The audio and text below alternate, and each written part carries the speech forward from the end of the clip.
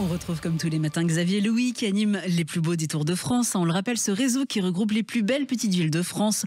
Vous les retrouvez sur le site plusbeaudétours.com et dans le guide des 100 plus beaux détours réalisés avec Michelin, offert dans les villes labellisées. Bonjour Xavier. Bonjour Laurie, bonjour Benjamin. Bonjour Xavier, alors on va redécouvrir ce matin avec vous de magnifiques cités médiévales et belles petites villes qui ont su non seulement garder mais aussi restaurer et valoriser des centres anciens qui à eux seuls méritent le détour.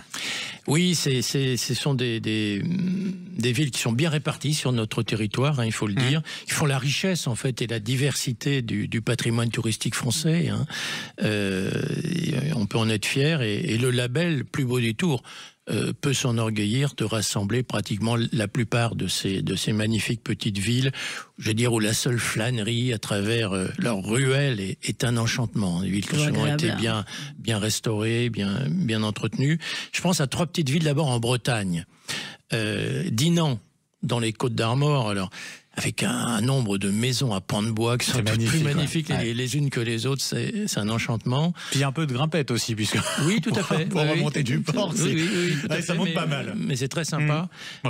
Fougères, en Ille-et-Vilaine, alors bon, on avait parlé de son imposante citadelle, mais la ville aussi est un magnifique bâtiment. Vitré, en Ille-et-Vilaine, et toutes les rues, là aussi, maisons à pans de bois, mais aussi son magnifique château. Question château, il doit y aussi y en avoir pas mal à découvrir en Touraine. Évidemment, il y a deux magnifiques villes en Indre-et-Loire. Loches, qui est la ville d'ailleurs à l'initiative du label Plus beau détour. Donc Loches, cité royale. Chinon aussi, vraiment un charme incomparable, Chinon.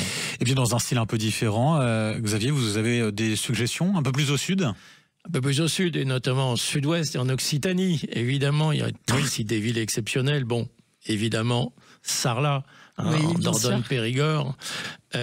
Figeac, aussi un peu dans la même veine.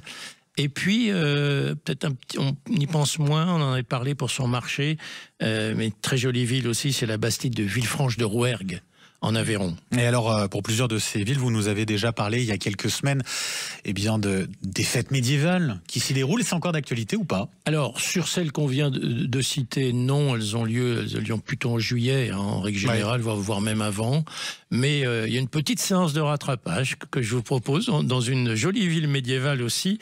On avait parlé elle aussi pour son marché, c'est Châtillon-sur-Chalaronne, dans l'Ain.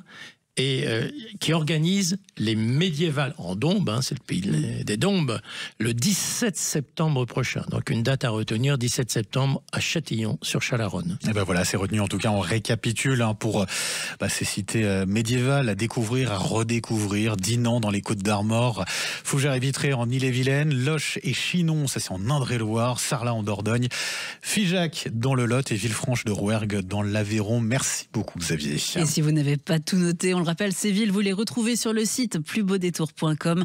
Vous pouvez choisir votre destination en confiant vos préférences et vos envies à Cicérone. À demain Xavier. À demain.